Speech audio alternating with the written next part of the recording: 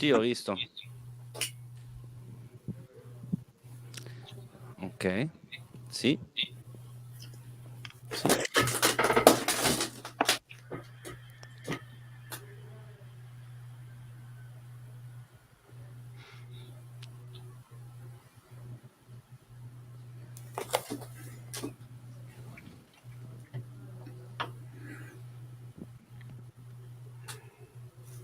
Sì. Sì, certo.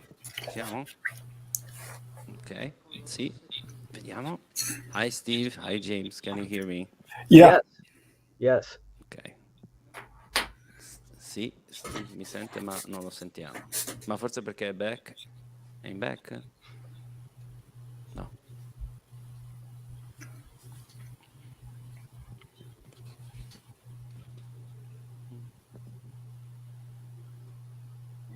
Mhm.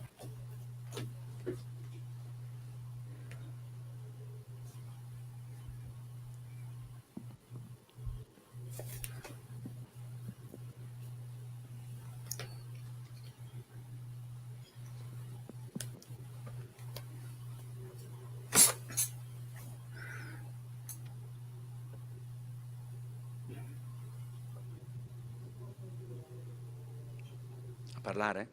Mm. Steve and James, can you please talk a little bit so we check again? Sure. At the same time. Yeah, we can have a Yeah. discussion of some sort, Yes. can't we? Well, we've met before. I'm sure you don't remember. We met up at MoMA one time. You were talking to Ron Magliozzi and Charles Silver about a William Cameron Menzies exhibit. Oh, that was, God, And that I was, happened to be there at the wow. time. And then we chatted. And then I work at the New York Public Library for the Ah, Performing Arts. here we Oh, are, Steve. right, of course, of course. And Haven't Oh, been hi, there in both. years. Here we are. ah, Hello. Here we are. we chatted one time. You were working on your Spencer Tracy book, I think. Oh, yeah, that's a long time ago. Yeah. Yeah. Ci Yeah, I siamo? think I remember that. Thank you. Okay, there we go. Good morning, good afternoon, buongiorno, buon pomeriggio. Good Welcome morning. back again. Thank you for to James and to Stephen to join us earlier, and in James' case, very early in the morning. Yep. We're very happy to our third day of book presentation, particularly today devoted to beautiful books. We will be talk extensively, and this is the only time we will do this streaming on streaming, let's say, but also there is a live audience, so there might be or not, we'll see, some questions. So we'll see. It's going to be fun. And again, I would like to thank the two of you. And as we said, I will start with James' book that, and then go back to Steve. There is a lot to talk about and a lot of connection between the two books and the program as well, as usual, which we are particularly happy of. So, James, I really appreciate the book, and I think all the people have read it. And we were just in our first interchange of emails. We said we have the very easy part of this book presentation will be that we will not need to introduce Buster Keaton, which is something that will clear the air very soon, and it's great, isn't Yes. that? Yes, it is indeed. And yet there is so much to say, which is amazing. And I would like to start from the very beginning of your book, which is lovely and goes in very many interesting details. Because there is a quote by Stan Laurel, which we also will see some early Stan Laurel comedies in the Italian program. And the quote is, "One of the reasons I love him so much is because he lives comedy as well as practice it. The real comedian has to live his work and be happy about that," which I think is a beautiful quote. And I really love how deep your book goes, because it goes not only talking about Buster Keaton, but extensively about his family and his beginning also are so related from the beginning of his family. So there is so much to say about that and a lot of things I didn't know. So if you don't mind, if you can say a few words just to introduce the Keaton family as well, will be Well, lovely. the Keaton family. The interesting thing about Buster's life is that he was in show business from about 4 years of age. He was literally born in a trunk, almost graphically so, because he was part of a medicine show where his parents were in Kansas, rural Kansas, And he was born during the performance, in effect, in 1895. And so he was around performing and comedy, both, especially his father was a comedian at that time, an acrobatic comedian.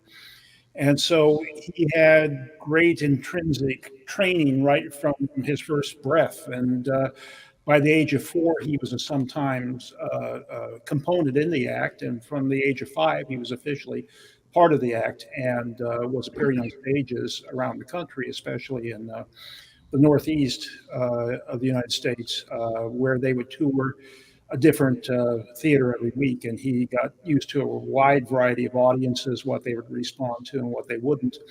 And this prepared him very well for what he would do in later life. Although that was not as easy, there was definitely many problems in the fact that he was so young and yet performing, and also in a way he was performing because it was very, very physical since the beginning, right? Mm-hmm. That's correct. But he liked to say it was the most violent act in vaudeville, but at the same time, he, like his father, was an acrobatic comedian, and he was a very professional one. The myth that he was an abused child is just that, a myth. He was not abused. He knew how to take falls. Part of it was that the act at that time was a parody, if you will, of modern child rearing. And so Joe, his father, would come out on stage at the beginning, explain to his audience how much he loved his son, but Buster had to learn to mind. And usually when Joe started his act in some way, which would involve graceful stepping and rising and jumping and that sort of thing with a table and some chairs, Buster would come along from behind and sweep a broom under his feet and knock him to the ground. And so that usually started the battle, and the battle got more and more violent as the act progressed. So in the space of a couple of minutes, the act had turned into a slapstick version of what a family act would be at that time. And it was shocking to audiences, and at the same time, it was hilariously funny. And so they became quickly known as one of the great standard acts in vaudeville. Yeah, and it is very interesting what you said, and again now and in the book, of course, that Joe Keaton was very clear what they were doing, and he was very vocal. I mean, vocal in letters to really say, look, we've been performing all around the U.S. For example, there was a problem in New York. Why we can't in New York and we can in other parts of the country? So that also said that what kind of act was, and as you said, there is a lot of myth that come, and most of the time they're wrong, and you prove it with actual quotes, which are great, I think. Another thing fascinated that I know amongst the many that I learned reading the book was there was a connection with Houdini also, because they were traveling around and having, therefore they cross paths, but there was correspondence between the two of them. Yeah, absolutely, especially Joe and Houdini, and fortunately those letters survive. So it gives you a great snapshot of what Joe was thinking and doing professionally in the period of 1904, 1905. And Houdini was touring Europe at the time, so he was reporting news that was taking place locally on the East Coast of the United States. And Houdini was spending a year, 12, 15, 12, 20 months in some cases abroad. And so Joe was a major source of news to him. Yeah, so so I'm going to go a little bit back and forth in the book because again it's very extensive, but there's a lot of connection. I would like also to stress how we did have a collegium session today, of course, devoted to Norma Talmadge and the Talmadge family, and therefore we briefly talk about Keaton, of course. But I would like you to talk a little bit more about the connection and what kind of family it was and what kind of connection there was. Well, the connection was initially Joe Skank, who produced the Fatty Arbuckle comedies and then moved to producing the Buster Keaton films. And Joe Skank was entrepreneur, film executive, talent executive. He just had a natural talent for making money, and he set his sights on marrying Norma Talmadge, who was the eldest of the three Talmadge sisters, and made her into a big star. She had a natural talent as an actress, and he exploited that very, very shrewdly, I'd say. So on one hand, you had Joe Skinnick producing the Norma Talmadge features and her sister Constance Talmadge, her features as well. And then he was also producing Buster Keaton's comedies. And so whenever you see the title card on a Keaton comedy from the 20s, it usually says Joseph M. Schenck Presents. And Joe married Norma Talmadge, was it 1916, 1917, I think. And when Buster later married the third sister, Natalie Talmadge, who was working behind the scenes at the New York studio at that point, he became Joe's brother-in-law. So it's interesting because again, as from the beginning, there's such a strong connection with Keaton and the Keaton family, and therefore it keep on being like that despite all the ups and downs, which are many and extent definitely in Keaton life. Yes. I mean, not a boring life, absolutely.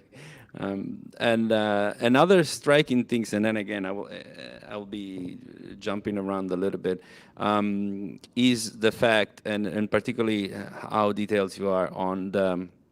Yes, we did know that Keaton went very up wealth-wise, and then very low or lower, not necessarily.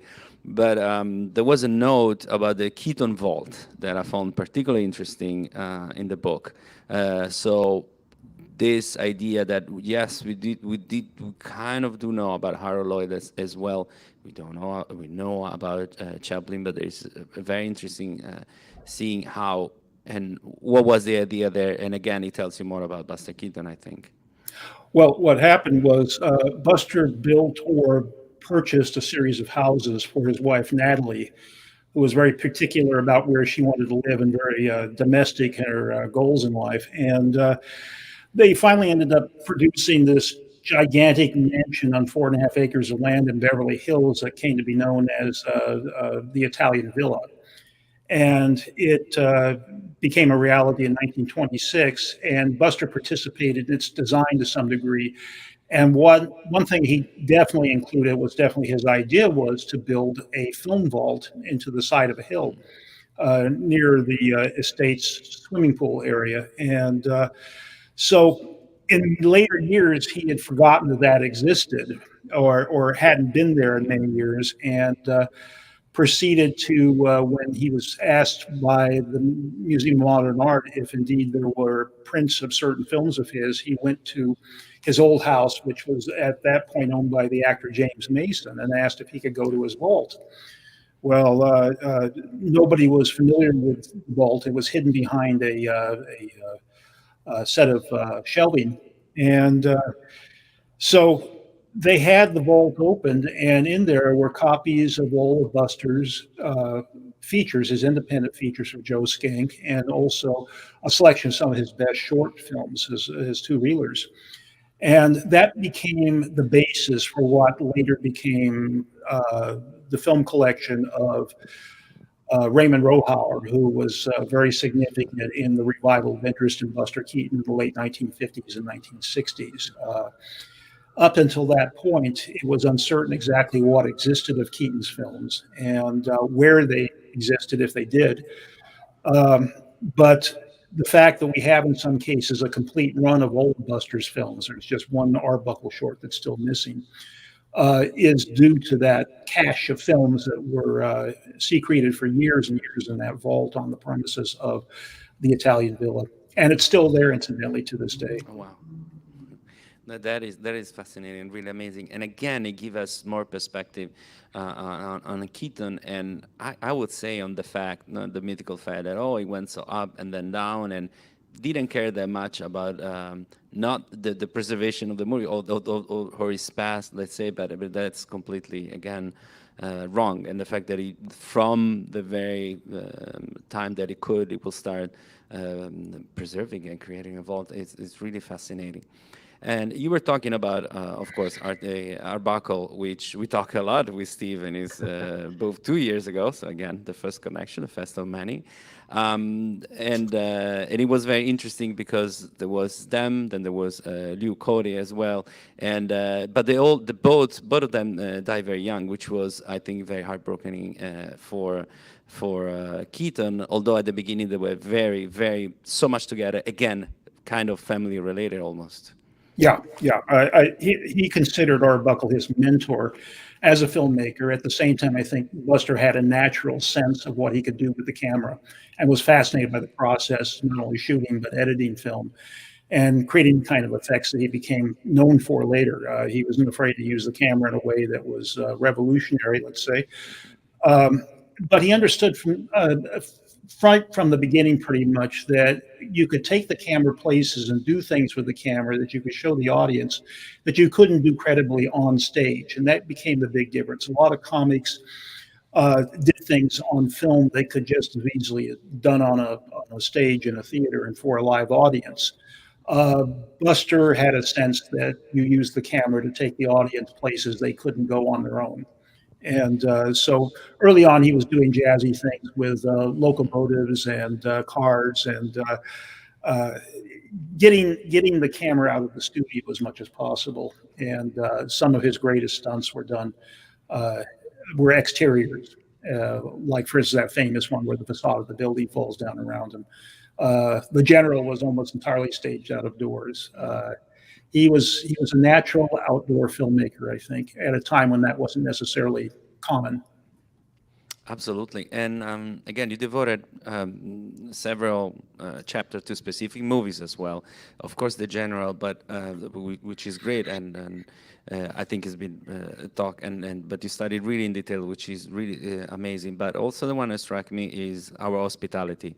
You devoted a chapter to our hospitality because it's really a changing point, and a changing point of view, again, to have the bigger scope of the idea how what kind of authors definitely was Keaton, not only as an actor and director, but the bigger scope. So again, if you can go in detail on Well, that. Our Hospitality was an amazing step forward for Keaton as a filmmaker. His first feature, as we know, was Three Ages. And Three Ages is essentially, it's designed to be three short subjects glued together, imaginatively so. It was inspired by Griffith's Intolerance. Uh, but essentially, he was playing it safe and said, well, if this doesn't go, then I can cut it apart and make short subjects out of it. We could recover some of its costs that way. With Our Hospitality, it was a naturally integrated story, a feature that made use of the camera to an extraordinary extent. A charming film in many ways, exciting film. I had not seen it when I started work on this book, and so I was really taken by it when I finally sat down and had a look at it. And it's become one of my favorites. I have to say, Our Hospitality is probably the least known of his top tier features. It gets shown occasionally, not nearly as often as the general. In fact, I think the general suffers from overexposure in some respects. Another great Keaton feature of that period is Go West, which I also developed a great fondness for. So again, you devote a lot of times or movies, and in the longer extent of Keaton career, which is very remarkable because we can be thinking and talking about, again, the peak of the time on Keaton and what happened after. And a long part of the book is devoted of what happened, let's say, after the peak of success, which was, again, a long career with a lot of mix and diversity by the many. Of course, I need to quote the Italian one, the War Italian style, because it's one of my favorite, not only because it's a completely strange and weird combination. Doesn't mean it's a good movie, but if you're a Keaton fan, you must watch it, in my opinion, at least being Italian for me. But there is, for example, The Railroader, which is completely fabulous. I mean, if somebody hasn't watched that, I has lost Keaton in his essence, and it's very much late in his career. And that, too, it is something absolutely remarkable as his age and being still exactly on the point, I think. I agree very much. We just lost the director of The Railrodder, Jerry Potterton, a few weeks ago. Lovely man. And I know that Keaton did things after The Railrodder. That was 1964, and he died in 66. But it's great to not only be able to see it as a charming and delightful farewell to the screen, but also one in which he was fully participant in the making of. As the documentary Buster Keaton Rides Again shows, that he was effectively co-director of that film. And I like one of the reasons I started the book and went back to various episodes of the making of that film was because right at the end of his life, in effect, he was still a devoted filmmaker and still putting together marvelously involving films like Railrodder, and it reflects beautifully on the early work that he did with short subjects as well. So it's kind of a nice full circle that you can see to the career and to the life for that matter. Absolutely. And again, you also mentioning in several parts of the books, yes, there is some mention of when he first mentioned when was his first drink and the first time he got drunk as well. That is something, of course, he was always been clear enough, at least in the last part of his life, but also all the health problem he got. He almost died several times. We know that during the shooting of some of his movies, but not only. There was a lot of that happening too, and yet he was back, and yet he was doing. He said at a certain point that he haven't done as many appearances in TV program as most of the people at the time, most of the famous people at the time. Well, TV actually gave him a good living, especially when it first came on the scene for him in 1949. He did a lot of television during that time period, and he enjoyed working in front of a live audience. Later on, he did some television he wasn't so happy with, where he wasn't working in front of a live audience. And TV also, he lamented the amount of material that TV would grind through, because a lot of writers at that time weren't oriented toward writing or creating purely physical comedy, which is what Buster specialized in. On TV, he did not want to talk. And most writers were inclined to want to write talk for him. The people who wrote gags for Buster back during the silent days, they were mostly dead or enacted in one way or the other. So TV was tough in some ways, but in other ways, he left us a great legacy of good TV appearances. He did hundreds of them. But he did, for instance, a very interesting Twilight Zone episode. Exactly, I was thinking about that too. Yeah, he did wonderful things on television, and I think the best of his television work is not as good as his peak period, but it's as good as a lot of things he did earlier. Absolutely. I can keep on talking with you, but I see there are a few people here, so maybe somebody want to share or have some comment, question, something would Certainly. like to either or not, and it's fine. A full house, I can tell. Yeah. Well, it's supposed to be 0 people, so we're supposed to be all streaming. So these are all adventurous people who decided to come, even if we are streaming, which we really appreciate anyway. Oh, yes, please, then. Is there a mic? C'è un microfono. Yeah, oh, yeah, I can. Oh, no. He's coming. No.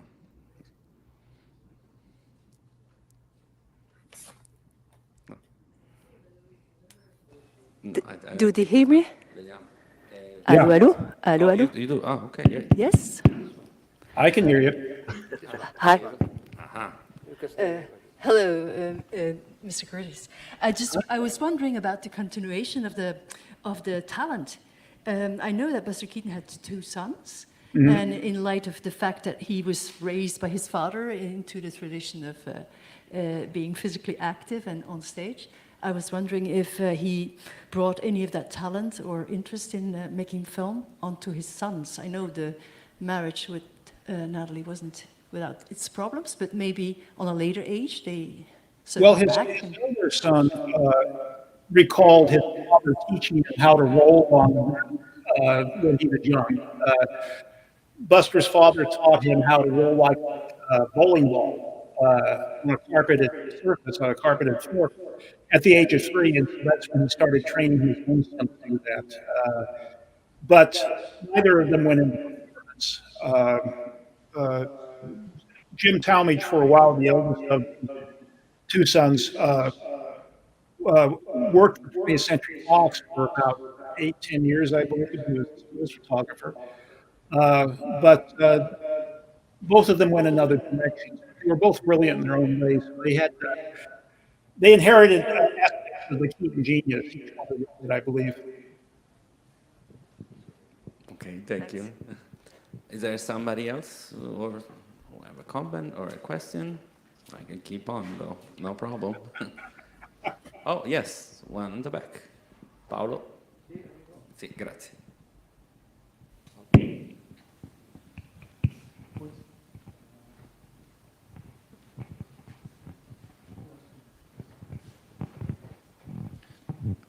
Yes, hello. This is a question for Steve, really. This is Stephen Bottomore. I think the last time I saw you was in the NYPL, in fact. Yes. Ago, before the pandemic. Okay. Well, this is going to be the cheekiest question you've ever heard. Have you heard of a British film comedian, early film comedian called Pimple? Yes. That's my first question. Okay. I've seen a number of the Pimple films. Okay, well, my real question then is, and the reason it's so cheeky, is that I know an author of a book that's just about to come out about Pimple, and the publisher is looking for somebody to review the book. I wonder if you'd be interested. Well, of course. Sure, it'd be a pleasure. Great, I'll be in touch. Okay. Do you have a question? Great. And I hope to see you over there. I should be in the States next year, so maybe see you at the Lincoln Center.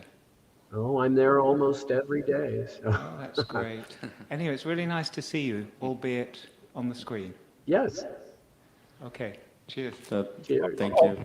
I'll refrain from making any bad puns about the name of the comedian that was just mentioned. Say what? Oh, yes. Yeah. Hello, thank you very much for this talk today. I recently, there was a book that just came out also about Buster Keaton, a camera person or cameraman by the critic Dana Stevens. And I was wondering if you could, Buster's always been hugely popular, but it seems like maybe there's a renewed spate of interest. And if you could speak to why you think that's happening. Well, I in some ways, Buster was the most modern of the great comics of the 1920s. I think one of his secrets is that Chaplin, for instance, and I think Harold Lloyd was the same way, laid it all out for the audience. There's really no question about what was happening, what someone was thinking at a given point in time. They telegraphed all that beautifully. Buster, I think, invited the audience into the process. You had to work a little bit to really appreciate what he was putting across on the screen. He was never as popular commercially as either Chaplin or Harold Lloyd. But I think today, in terms of posterity, he's won the race. And I think one of the reasons is because he addresses the modern sensibility that people enjoy participating in the process as Buster lays it out for them. So I think there's always going to be with someone like that an ebb and flow in terms of popularity. But right now, for a lot of reasons, I think that he's enjoying a renaissance of sorts, and it couldn't happen at a better time as far as I'm concerned. Is there some last question or comment? Oh, yes. Yes, thank you. This is an unformulated follow-up to that last question because I had the same thought about the two books together. And I know it's a little unfair, but I guess I'm wondering what you think Buster has to say to us right now. Is it about the process as you just described, or are there other things you feel like you've come to from doing this really intensive work on him at this moment, 100 years past his prime? Well, I think there's a universal logic to what he did. And if you ask me, the present day is lacking in logic in a lot of ways. We certainly see that in the United States. And there's almost like a percentage of the population, a significant percentage of the population is barking crazy. And it's affecting all aspects of modern life. And Buster, in a way, puts across a case for a logical way of dealing with problems, however misdirected he is in some ways. He's always out to do something positive in his life and in his work, and most of his characters reflect that. So I think that's got some appeal. Chaplin, he's more about finding his next meal. Harold Lloyd is a real go-getter, but very much stuck in the 1920s and the Jazz Age here in the United States. But Buster is timeless, I think, in important ways. And so I think you see somebody on screen who's really trying to figure out what's going on and make a contribution in a broad sort of sense. And I think that's a timeless appeal, and it certainly has appeal right now. Well, thank you very much, James. And also I want to add, as you mentioned, that whoever buy the book can contact you on your website to have an inscription if they want, which is a lovely thing, I would say. But thank you very much for being with us today, James. My pleasure. Thank you very much, Paulo. I'll stick around yeah. what Steve has to say. So Yes. Okay. And now we pass to Steve. So let's say we keep on laughing, may I say, so which is what we love the most and what makes fun in life. So, Steve, well, we present the book 2 years ago. We keep on. I know you keep on working, and we keep on enjoying everything you do, which is really, really lovely. And as speaking on what James was saying. I already told it 2 years ago, and I keep on saying how your the live show you do with Ben brings joy, and it brought joy in times where there was definitely need, and unfortunately we keep on needing it. Yeah. Well, at the moment we're doing the watch party once a month. You know, Yeah. during the height of the pandemic, we were doing it every week. Yes. And actually, now that there are live performances happening, Ben is actually very busy playing all over the country, all over the United States. So that's why we cut back to once a month. But we're still doing it. I know, we do appreciate that, absolutely. So going to your book, again, as we love so much the first one, we love it even more because Lame Brains and Lunatics, and it is more good, bad, and forgotten of silent comedy. So there's more of what we are used to more in silent cinemas, I would say. What it really makes us passionate is not only the good, but also the bad, and definitely all the forgotten, which is amazing. So again, I have some questions, but I would like you again to say, I'm sure because you found more, and there was more, but there was a criteria to add more, or what was the idea of this second book again? Well, there are many aspects of silent comedy that are overlooked, and performers who are forgotten, and they were often popular in their day, not to the extent of, say, Buster or Charlie or Harold Lloyd, but they were very popular comics. But due to time and many of their films being missing, they've been completely overlooked. And there are other aspects as well, not just performers. One of the main chapters in this new book is about the animal stars. I mean, there were tons of silent comedy animal stars who were very popular. Which is a long list in your book, which is very surprising because, it's as amazing. you said, we don't think about it. Why we don't? I don't know, but lucky you They did. were popular, and I think in the 30s, animated cartoons took over a lot of what they had done in the silent era. And in the silent era, these films were easy to make because the trainer could give commands to the animal, tell, Brownie, run over here or do that, which when sound came in, which I talk about, some of the trainers like Harry Lucene, who owned Pete the Pup, he had to develop a series of hand signals, to tell Pete, to guide him through. to Yeah. guide Pete through action. But some of them were not only very popular because they were recurring. After all, I think we actually saw Cameo the dog in Hams and Egg that was screening Yes. the Giornate, Yes. and he got a long career, which is again something we overlooked. The fact that they have career, they are not only appearing in movies, which They is were- incredible. Yeah. Yeah, and nothing really has been written about most of those animal stars or their trainers. And often their trainers had other animals. The trainer of Cameo, well, I'm having a senior moment. I can't remember his name. He was married to the comedian Gail Henry, but he had other dogs as well. And one of his main dogs was Skippy, who became Asta in the Thin Man films. So, it was just a whole aspect that's really kind of been overlooked.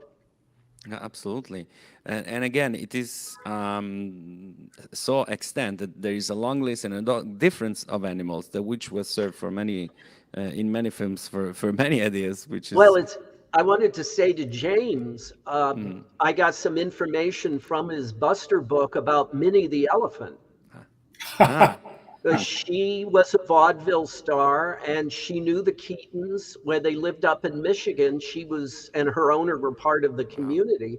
And Minnie was bought by Universal in 1925 and ended up in films. I didn't know that. Do you cover Luke? Say what? Do you cover Luke the dog? Oh, of course.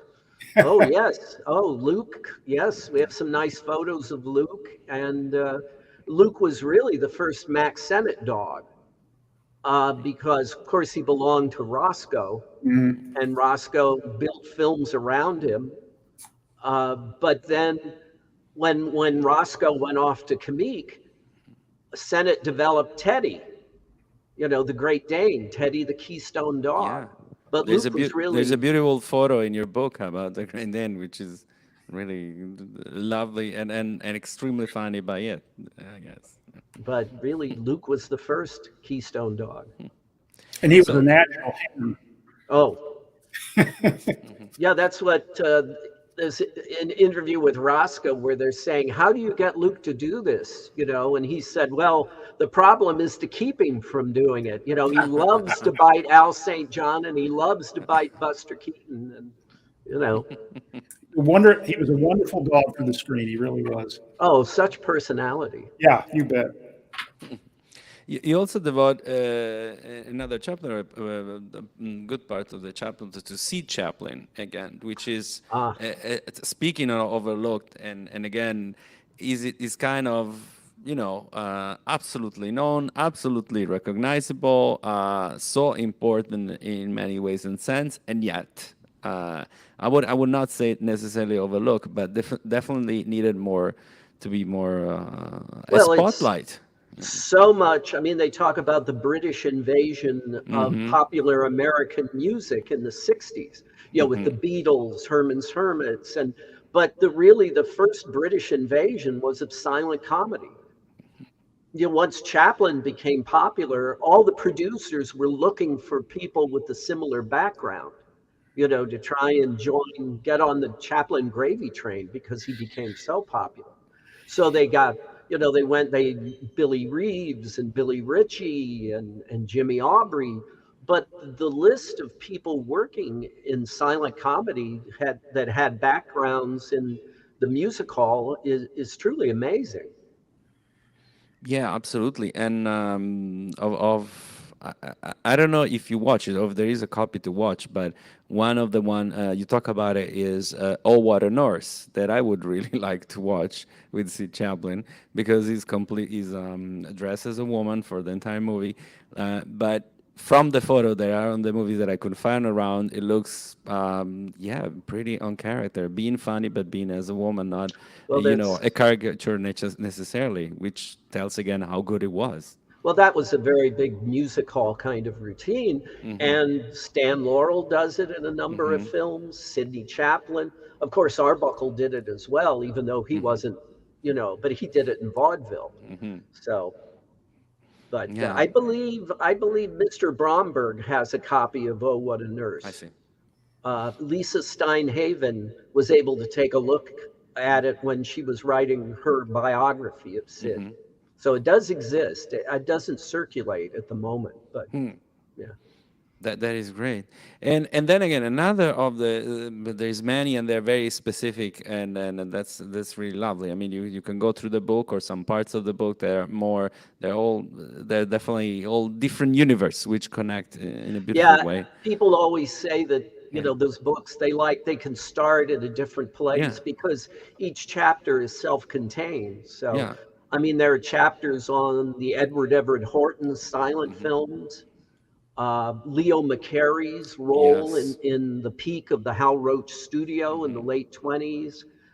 There's a piece on Larry Seaman about how audience today have trouble responding to his films.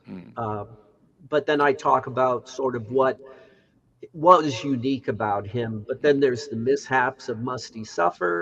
So, each thing is its Exactly. little universe, kind of. Yeah, going on the Musty Suffer, for example, that is very unique as well, which really caught my attention. Well, it's a very surreal little series. Yeah. And it kind of came out of nowhere. And they did 3 of these. It was a serial, it was a comedy serial. There were 10 episodes, what they called worlds in each group. So they did 3 of them, and they were very popular at the time, but they're kind of unique. And then it sort of stopped and disappeared. Oh, there he is. Yeah. This is Harry Watson Jr., and he was a longtime vaudevillian. He was in some of the first Ziegfeld Follies, and one of his regular stage things was as a tramp. And they ended up George Clooney, the producer, ended up producing this series built around his character.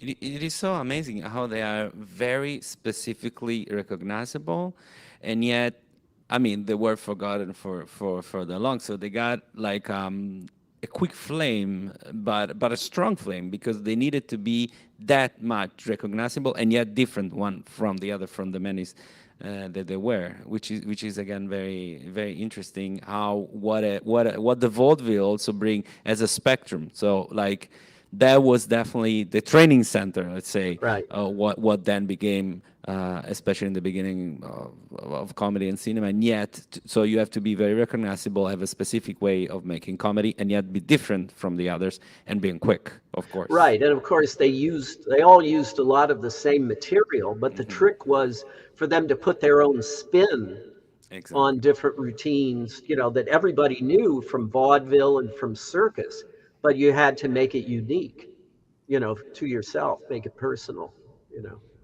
Yeah, exactly. So, and yeah, we'll have a little bit more time. I was checking. Yeah, you were mentioning that also.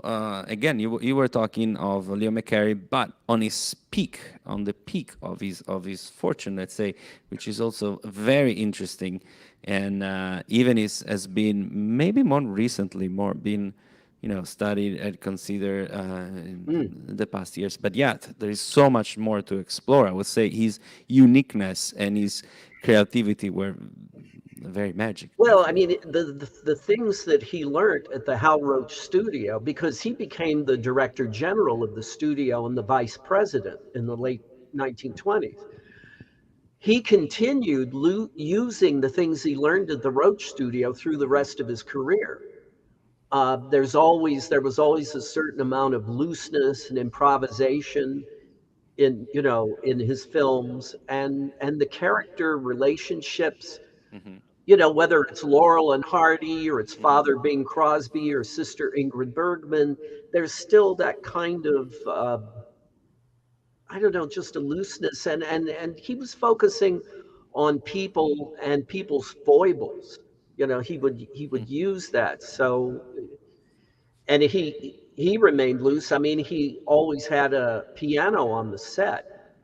And, Really? between takes, he would kind of tootle around on the piano. And he and Charlie Chase, when he was working with Charlie Chase, loved to sing. So they would sing and do musical things between takes as well. But Wow. McCary just kind of continued all that. That is amazing. It's really, really, really amazing. I mean, to think of what has been perceived and back in the days as light, and even sometimes more or less like, oh, like, light, quick movies. Instead, there was a general ideal and sentiment and feelings that were up, which are really spectacular. Again, now I can open to some question or comment, only if there are, or if there is somebody want to add something. With no pressure, I can keep on. Oh, yes, please. Why not? Yes, just so he can hear you.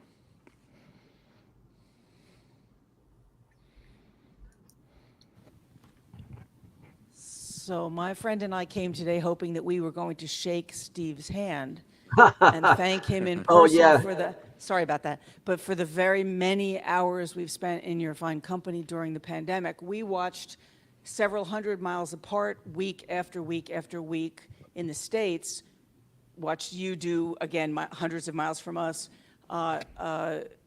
your silent comedy watch party with Ben and with Mana, and had a blast. And I will say that when I went back into the virtual classroom to teach film history, the first course to my undergraduates, I decided to require that they watch some of it and write about it. And I thought maybe I would say today what things they noted, because I would happily share them with anybody who hasn't had the pleasure, since all these things are available, stored online for us. They noted three qualities very particularly. One was your expertise. So you have a senior moment. I've never heard you have a senior moment before, friend. Well, The I've expertise had a which is- couple on the show as well, too. Well, then we managed to miss them Oh. because they are few and far between. And really, I mean, somebody who knows it all. Well, is the kind of name amazing. the name I couldn't think of the dog trainer was Henry East. I rest my case, okay? So that kind of expertise, again, to undergraduates can be a revelation that people know something so deeply. And the second piece goes right with that, which is enjoyment, because you clearly enjoy knowing and sharing what you know, and had such a good time doing it that really in the depths of a crappy period, that was not just the funny films, but you and Ben going at it was just what we needed. So thank you again. And the third thing that my students also registered, and as have I many times, is in fact your generosity to do that week in and week out for free, for us, for everybody. Well, I might cry if I say anything more, so I'm just going to leave it at thank you. Thank you well, very, very much. thank you for every, for telling me and everything. I mean, it was very therapeutic for Ben and I as well. He had a whole slate of performances. We had shows we were doing, and of course, it all stopped. And we really wanted to stay in touch with the silent film community. And Ben is a technical genius, and he figured out how to do it. And so we started, but then it sort of took on a life of its own. We started getting response from people about how much it meant during the pandemic. So we were really kind of surprised in that way, because we just initially wanted to just share some laughs, and so it grew into a bigger thing. We have a couple of questions. I will get back to you from the one in person, but I have one from the chat. I'm going to at least take one for them. Otherwise, I won't feel we are having all the fun. And the question is, I love that you write about not very popular topics in these days, like slapstick divas, animal stars. Do you have maybe an idea or a desire to write a bio book, especially devoted to one slapstick diva? For example, Alice Howell. Well, of course, Anthony Slide's already done that. You know, he wrote a very nice biography of Alice Howell about 3 or 4 years ago. I don't, you know, I've never really thought. I mean, of course, James does, you know, wonderful biographies, and he's been doing them for many years. But I've never really thought much about doing a biography of one person. I mean, I've done the films of Roscoe Arbuckle, and I'm now starting a new project where I'm thinking about doing a book about the Lonesome Luke films of Harold Lloyd, because those have been totally ignored, even by Harold. You know, he wasn't happy about doing them later, and he didn't like to talk about them or anything. He kind of wanted to forget Luke. But as far as a biography, I have done, actually, I did do a biography of Marcel Perez, actually. But That is great. There was a question over here. Yes, in the public. If Paolo. Sì, grazie.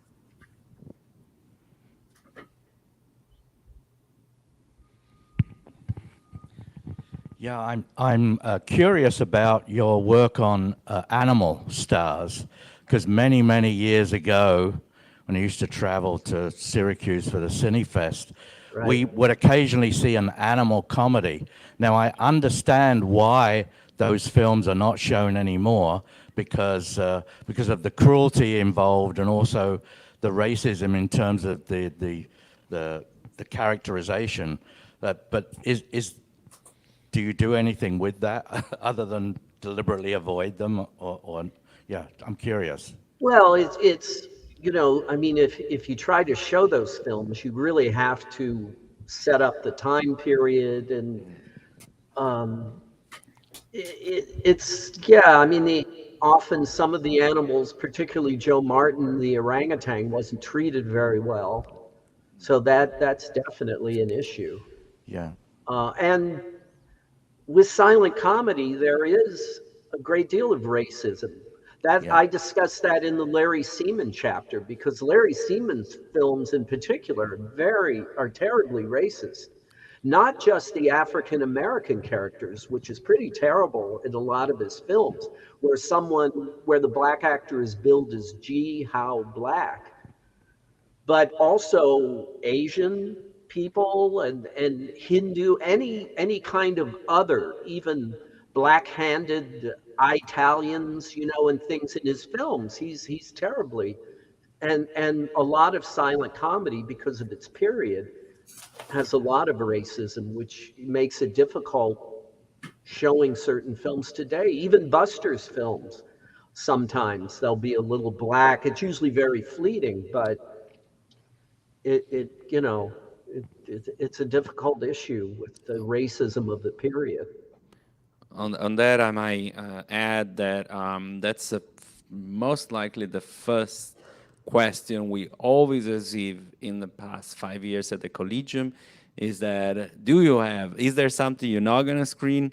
And the answer is no, because we can, and only because we have the proper audience, and we will, as Giornate presented, in the best way. Otherwise, outside of here, we will not screen some of Well, not most, but we some do of the same movies that we thing. have.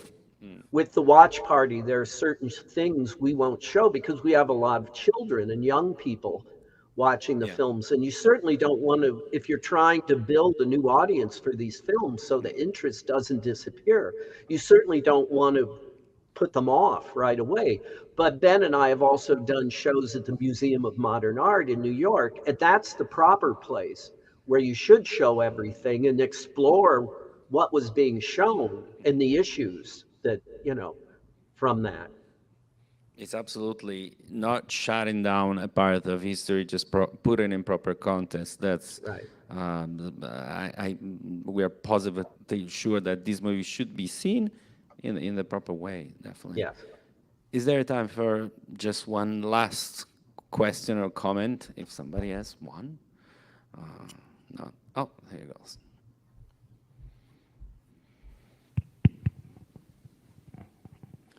Yeah, this is a more substantive question than the one I just asked before, and it's for both of you. There's a book by Paul Merton about silent comedy, which you probably both know. It looks at Lloyd, Chaplin, and Keaton, and the thing in it that interests me, caught my attention, was he looks at how there was a kind of competition among them. So one of the big three would make a film, then the others would see it, and they'd try and top it. And it seemed to continue for several years. And I wonder if you found that in the research that either of you have done. Well, I think they had a healthy rivalry, and they all knew each other.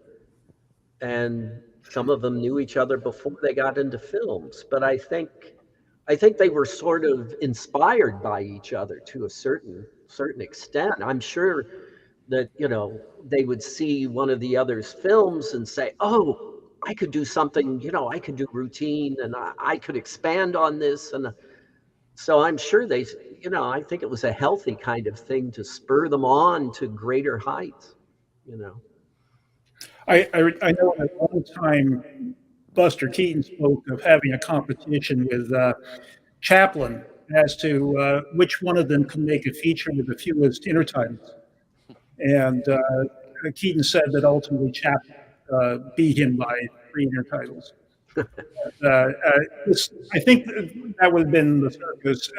Late 20s, there was a process of getting to have fewer and fewer intertitles, doing more with strictly visual art. And so it was something that people were conscious of at the time, these guys especially. And they felt in some ways before talkies came in, they were moving toward a purer form of cinema. And so in that respect, I think there was competition. I don't think necessarily that they were trying to copy each other.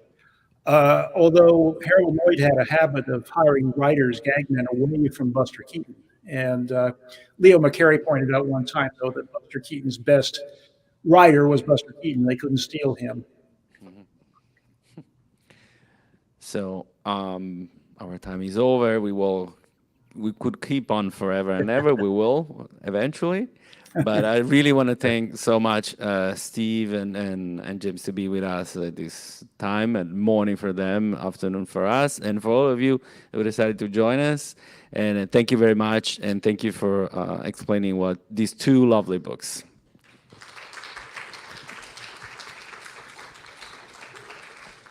And see you tomorrow for more book presentation. Thank you so much.